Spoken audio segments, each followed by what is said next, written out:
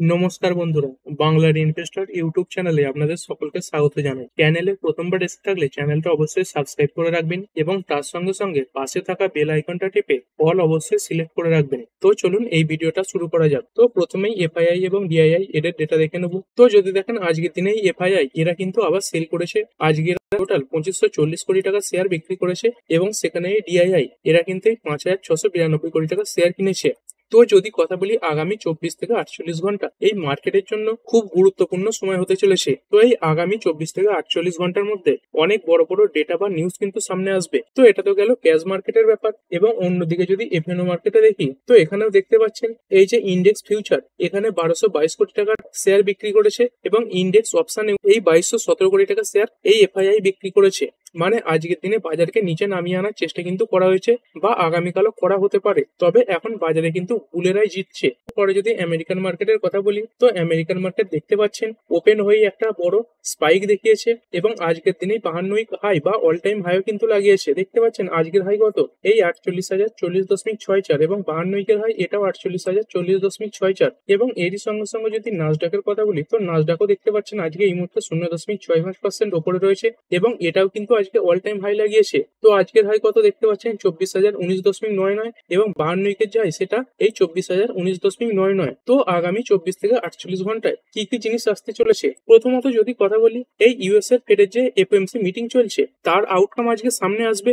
মানে আজকের দিনে এটা পরিষ্কার হয়ে যাবে যে এই মিটিং এ ফেড রেট কাট করলো কি করলো না। তো 98% অ্যানালিস্ট কিন্তু এটাই মনে করছে যে এই মিটিং এ রেট কাট হবে এবং মার্কেট সেই জন্যই আগে ভাগে কিন্তু বড় রিয়াকশনও দেখাচ্ছে। তো দেখতে পাচ্ছেন এই আজকের দিনেই এই 2 PM ইটি এই সময় করে কিন্তু এই ফেডের মিটিং এর যে আউটকাম সামনে আসবে। তো যদি ইন্ডিয়ান মার্কেটের হিসেবে বলি, তো এই 11:30টার সময় আজকে এই যে ফেডের মিটিং এর আউটকাম সেটা কিন্তু সামনে চলে আসবে। তো এই সময় বুঝতে পেরে যাবেন যে ফেড রেট কাট করলো কি করলো না। তো এই সময় যদি ফেড রেট কাট করে তাহলে তো ঠিকঠাক আছে, মার্কেট আরো একটু উপরে উঠতে পারে। কিন্তু তারপরেও এটাই সব নয় যে ফেড রেট কাট করে দিল, তারপরের আধ ঘন্টাও কিন্তু মার্কেটের জন্য খুব গুরুত্বপূর্ণ। কারণ সেই সময় এই ফেডের যিনি চেয়ারম্যান জেরমি পাওয়েল জি তিনি তার বক্তৃতা রাখবেন। তো সেই বক্তৃতা থেকে স্পষ্ট হয়ে যাবে যে পরবর্তীকালে রেট কাটের সম্ভাবনা আছে কি নেই। তো এই মুহূর্তে তো তিনি হয়তো রেট কাট করে দিলেন, কিন্তু তিনি যদি এমন বলে দেন যে পরবর্তীকালে আর রেট কাটের সম্ভাবনা থাকছে না, তাহলে কিন্তু মার্কেট একটা বড় পতনও দেখাতে পারে।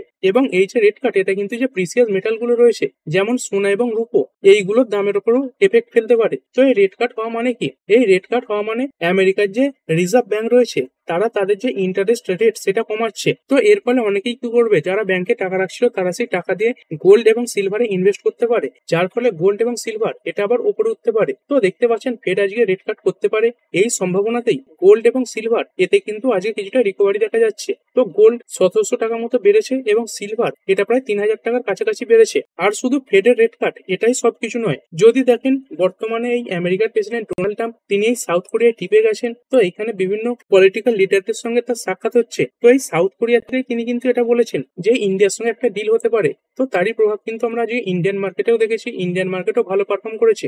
এবং এই সাউথ কোরিয়াতেই এই প্রেসিডেন্ট ট্রাম্পের সঙ্গে চীনের যে প্রেসিডেন্ট জাই জিনপিং এই দুজনের মধ্যে একটা মিটিং হবে। তো এই মিটিং এর আগে কিন্তু ডোনাল্ড ট্রাম্প চাপ দিচ্ছে যাতে চায়নার সঙ্গে আমেরিকার ট্রেড ডিল হয়ে যায়। তো ধরুন এই মিটিং এর আগে এই ট্রেড ডিল হলো না, বা এই মিটিং এ ট্রাম্প এমন কিছু উল্টোপাল্টা কথা বলে দিল যে চায়নার সঙ্গে তারা ট্রেড ডিল করছে না বা ট্যারিফ বাড়িয়ে দিল, তাহলেও কিন্তু সেটা এই গোল্ড এবং সিলভারের জন্য ভালো পয়েন্ট হবে। কিন্তু ধরুন এই আমেরিকা এবং চায়নার মধ্যে ট্রেড ডিল হয়ে গেল, তাহলে কিন্তু সেটা মার্কেটের জন্য ভালো হবে এবং এর সঙ্গে সঙ্গে সামনেই ইন্ডিয়ার সঙ্গে ট্রেড ডিলের খবরও আসতে পারে। মানে মার্কেটে যত বেশি অনিশ্চয়তা দেখা যাবে তত কিন্তু গোল্ড সিলভার এদের জন্য ভালো। কিন্তু ধরুন সবকিছু সেটেল হয়ে গেল, এই চায়নার সঙ্গে ট্রেড ডিল হয়ে গেল, ইন্ডিয়ার সঙ্গে ট্রেড ডিল হয়ে গেল, তাহলে কিন্তু এগুলো মার্কেটের জন্য ভালো হবে। তো দেখতে পাচ্ছেন এই ইউএস এবং চায়নার মধ্যে এই ট্রেড নিয়ে যে টেনশন চলছে তারই মধ্যে কিন্তু ট্রাম্প এবং জিনপিং এর মিটিং হতে চলেছে। তো আমরা যেহেতু এই মার্কেটেই কাজ করছি সেই জন্য কিন্তু এই মিটিং এর পজিটিভ আউটকামই আমরা আশা করছি। তো এসব পজিটিভ খবরেই যদি দেখেন এই ট্রেড ডিল হতে পারে, তার সঙ্গে সঙ্গে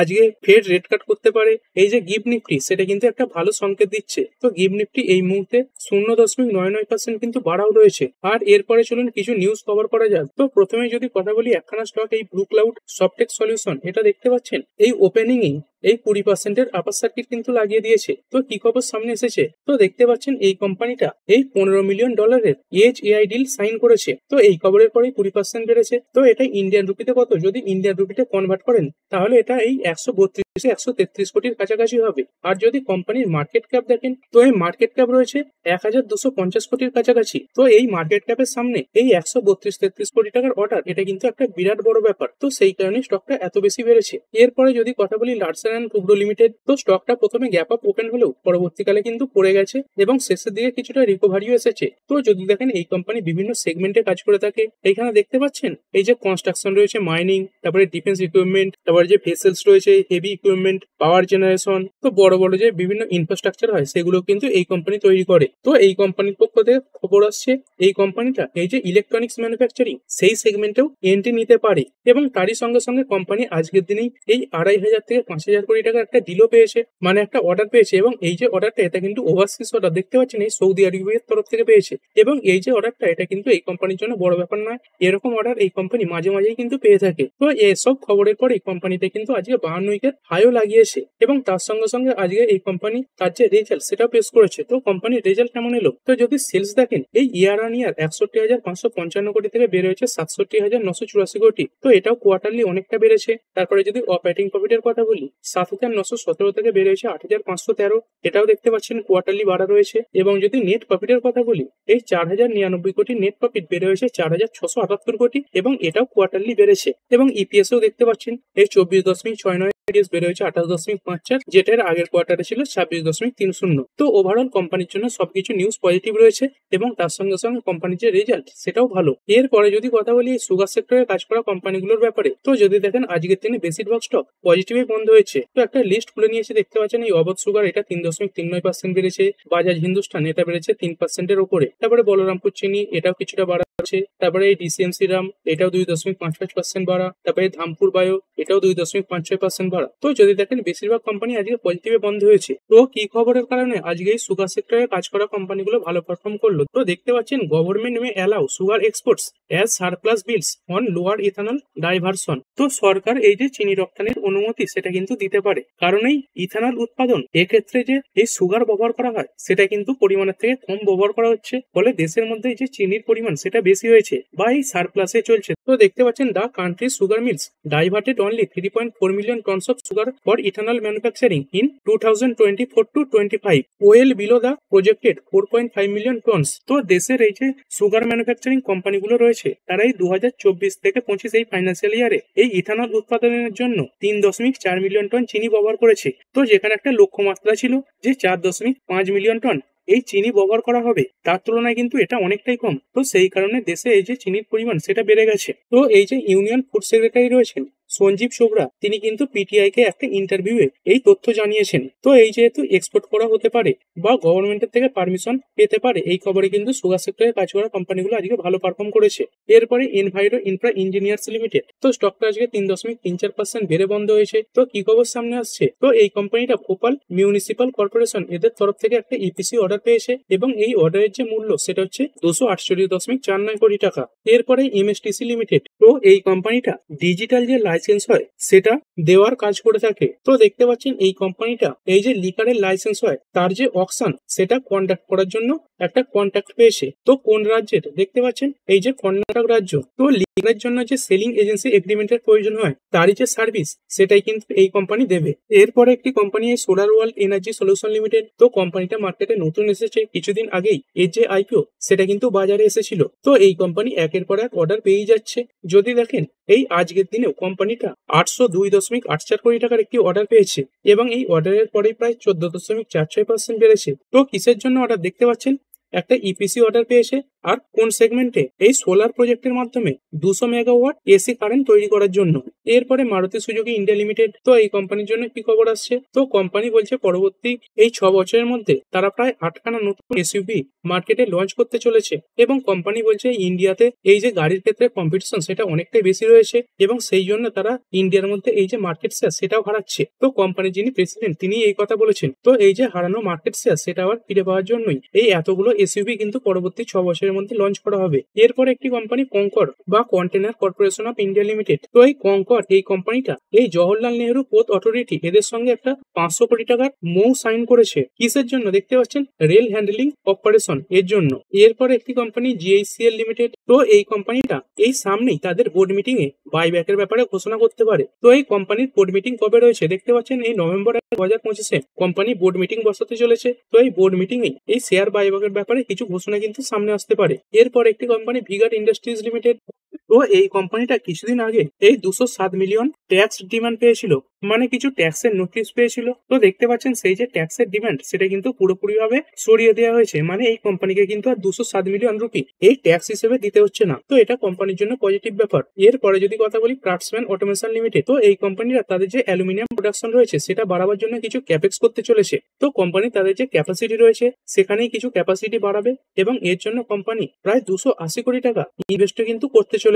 এরপরের কোম্পানি দিলীপ বিলকন লিমিটেড। এই কোম্পানিটা এই রেলওয়ের তরফ থেকে 307.08 কোটি টাকার একটি সাব কন্ট্রাক্ট পেয়েছে। তো দেখতে পাচ্ছেন এই সাউথ ইস্টার্ন যে রেলওয়ে রয়েছে এদের তরফ থেকে কোম্পানি কিন্তু এই অর্ডারটা পেয়েছে। আর এরপরে যদি কোয়ার্টার টু রেজাল্টের কথা বলি, তো অনেক কোম্পানি তাদের কোয়ার্টার টু রেজাল্ট পেশ করেছে। তো তাদের মধ্যে কিছু রেজাল্ট এই ভিডিওতে আলোচনা করব। তো প্রথম যে কোম্পানিটা সেটা হচ্ছে ভেল বা ভারত হেভি ইলেকট্রিক্যালস লিমিটেড। তো কোম্পানির রেজাল্ট মার্কেট বন্ধ হয়ে যাওয়ার পরে এসেছে, কিন্তু স্টক তারই আগে প্রায় 4.5% কাছাকাছি বেড়ে গেছে। কোম্পানির রেজাল্ট কেমন এলো? সেলস দেখতে পাচ্ছেন ইয়ার অন ইয়ার 14% বেড়েছে, এই 6,584 কোটি থেকে বেড়ে হয়েছে 7,512 কোটি। এটা কোয়ার্টারলিও বেড়েছে। এবিটা এটাই 275 কোটি থেকে বেড়ে হয়েছে 581 কোটি। এটা আগের কোয়ার্টারে লসে ছিল।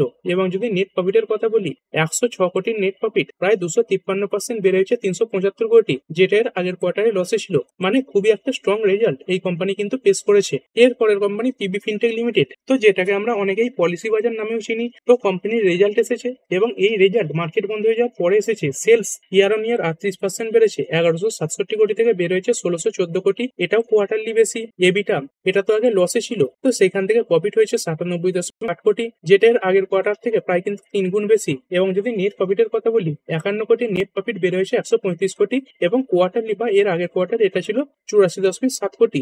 তো এরও যে রেজাল্ট সেটাও কিন্তু খুব ভালো রয়েছে। এরপর একটি কোম্পানি অ্যাপোলো পাইপস লিমিটেড। তো কোম্পানির রেজাল্ট এসেছে এবং এই রেজাল্ট খারাপের দিকেই। সেলস দেখতে পাচ্ছেন 250 কোটি থেকে পড়েছে 236 কোটি, এটা কোয়ার্টারলি ডাউন। তারপরে এবিটা 19.4 কোটি থেকে পড়ে 15.8 কোটি, এটাও কোয়ার্টারলি পড়েছে। এবং যদি নেট প্রফিটের কথা বলি, এই 3.95 এর নেট প্রফিট পড়ে হয়েছে 1.39 কোটি। এবং কোয়ার্টারলি যদি দেখেন এটা তো প্রায় 5 ভাগের 1 ভাগ হয়ে গেছে। তো ওভারঅল কোম্পানির যে রেজাল্ট সেটা কিন্তু দুর্বল এসেছে। এরপর একটি কোম্পানি মহানগর গ্যাস লিমিটেড। তো কোম্পানির রেজাল্ট কেমন এলো? কোম্পানির সেলস ইয়ার অন ইয়ার 15% বাড়লেও বাকি যে ডেটাগুলো সেগুলো কিন্তু ডাউন হয়েছে। তো সেলস 1786 কোটি থেকে বের হয়েছে 2049 কোটি, কিন্তু এটা কোয়ার্টারলি কিছুটা ডাউন। এবিটা এটা 413 কোটি থেকে কমে 338, এটাও কোয়ার্টারলি ডাউন। নেট প্রফিট 287 কোটি থেকে পড়ে হয়েছে 193 কোটি, এটাও কোয়ার্টারলি অনেকটাই ডাউন হয়েছে। এবং এরই সঙ্গে সঙ্গে দেখতে পাচ্ছেন কোম্পানির যে মার্জিন সেটাও কিন্তু কমেছে এবং মার্কেটে যে অনুমান ছিল তার থেকেও কিন্তু খারাপ রেজাল্ট এই কোম্পানি পেশ করেছে। এরপর একটি কোম্পানি এই উৎসব সিজেড গোল্ড জুয়েলস। তো এটা একদম একটা ছোট সাইজের কোম্পানি। মার্কেট ক্যাপ দেখতে পাচ্ছেন 558 কোটি রয়েছে। তো এর আগে যখন রেজাল্ট নিয়ে আলোচনা করেছিলাম তখন বলছিলাম এই ধরনের যে ছোট কোম্পানিগুলো রয়েছে এদের জন্য কিছু ছাড় থাকে, এরা বছরে দুবার তাদের যে রেজাল্ট সেটা পেশ করতে পারে। তো সেরকমই এই কোম্পানি তার রেজাল্ট পেশ করেছে এবং এই যে ফিগার গুলো সেগুলো সব কিন্তু লাখে রয়েছে দেখতে পাচ্ছেন। তো দেখতে পাচ্ছেন কোম্পানি শুধুমাত্র মার্চ কোয়ার্টার এবং এই যে সেপ্টেম্বর এই সময় তাদের রেজাল্ট পেশ করে এবং এই যে রেজাল্ট গুলো সেগুলো কিন্তু এক একটা হাফ ইয়ারের রেজাল্ট। তো যদি ইয়ার অন ইয়ার প্রথমে তুলনা করি, দেখতে পাচ্ছেন এই 285 কোটির যে টোটাল ইনকাম সেটা বের হয়েছে 476 কোটি। তো এর আগের যে হাফ ফাইন্যান্সিয়াল ইয়ার সেখানে থেকে কিন্তু বেড়েছে। এর আগের হাফ ফাইন্যান্সিয়াল ইয়ার মানে মার্চ কোয়ার্টারে যে রেজাল্ট বেরিয়েছিল সেটা ছিল 362 কোটি। তো দু জায়গাতেই এটা উন্নত হয়েছে। তারপর যদি প্রফিট বিফোর ট্যাক্সের কথা বলি, তো এর আগের ইয়ারের তুলনায় এটা বেড়েছে 13 কোটির। এই যে পিবিটি এটা বের হয়েছে 39 কোটি এবং এর আগের হাফ ফাইন্যান্সিয়াল ইয়ারের থেকে এটা কিন্তু অনেকটাই বেশি। এর আগের হাফ ফাইন্যান্সিয়াল ইয়ারে এটা ছিল 19 কোটি। আর এই নেট প্রফিট কত এলো? তো যদি এর আগের বছরের এই হাফ ফাইন্যান্সিয়াল ইয়ার দিয়ে দেখি তাহলে 9 কোটির নেট প্রফিট বের হয়েছে 29 কোটি এবং এর আগে যখন ডেটা বেরিয়েছিল তখন এটা ছিল 15 কোটি। তো সব জায়গাতেই কোম্পানির যে রেজাল্ট সেটা কিন্তু অত্যন্ত স্ট্রং এসেছে। এর পরের কোম্পানি ব্রিগেড এন্টারপ্রাইজেস লিমিটেড। তো কোম্পানির রেজাল্ট দেখবো তার তার আগে দেখতে পাচ্ছেন এই যে ফিগার সেগুলো কিন্তু সব লাখে রয়েছে। তো কোম্পানির টোটাল ইনকাম এটা 1138 কোটি থেকে বের হয়েছে 1429 কোটি, যেটার আগের কোয়ার্টারে ছিল 1332 কোটি। তারপরে প্রফিট বিফোর ট্যাক্স দেখবো, এটা এসেছে 195 কোটি, এর আগের কোয়ার্টারে ছিল 193 কোটি এবং আগের বছর সেম কোয়ার্টারে 166 কোটি। আর নেট প্রফিট কত এলো 170 কোটি, যেটার আগের কোয়ার্টারে ছিল 157 কোটি এবং আগের বছর সেম কোয়ার্টারে ছিল 115 কোটি। তো এই কোম্পানিরও রেজাল্ট ইয়ারলি এবং কোয়ার্টারলি ভালো। তারপরে সেল বা স্টিল অথরিটি অফ ইন্ডিয়া লিমিটেড কোম্পানির যদি রেজাল্টের কথা বলি, তো সব ফিগারগুলো কোটিতে রয়েছে। দেখতে পাচ্ছেন কোম্পানির টোটাল ইনকাম হচ্ছে 27,006 কোটি, যেটা এর আগের কোয়ার্টারে ছিল 26,082 কোটি এবং আগের বছর সেম কোয়ার্টারে 24,944 কোটি। তারপরে যদি পিবিটির কথা বলি, তো এটা হচ্ছে 552 কোটি, এটা কিন্তু আগের দুটো ডেটার থেকেই ডাউন। দেখতে পাচ্ছেন এর আগের কোয়ার্টারে ছিল 889 কোটি এবং আগের বছর সেম কোয়ার্টারে 1112 কোটি। তো ইয়ারলি কিন্তু এই যে পিবিটি সেটা প্রায় হাফ হয়ে গেছে। এবং যদি নেট প্রফিটের কথা বলি, এটা হচ্ছে 426 কোটি, যেটার আগের কোয়ার্টারে ছিল 685 কোটি এবং আগের বছর সেম কোয়ার্টারে ছিল 833 কোটি। তো এই যে ডেটাগুলো সেগুলো কিন্তু সবই ইয়ারলি এবং কোয়ার্টারলি ডাউন এসেছে। এরপর একটি company NTPC green energy limited, তো এই কোম্পানির যে ফিগারগুলো সেগুলো সব কোটিতেই দিয়েছে। তো চলুন কোম্পানির রেজাল্ট করে নিই। কোম্পানির টোটাল ইনকাম কত হয়েছে 656 কোটি, এর আগের কোয়ার্টারে ছিল 751 কোটি এবং আগের বছর সেম কোয়ার্টারে 525 কোটি, মানে ইয়ারলি ইমপ্রুভ হয়েছে, কোয়ার্টারলি ডাউন হয়েছে।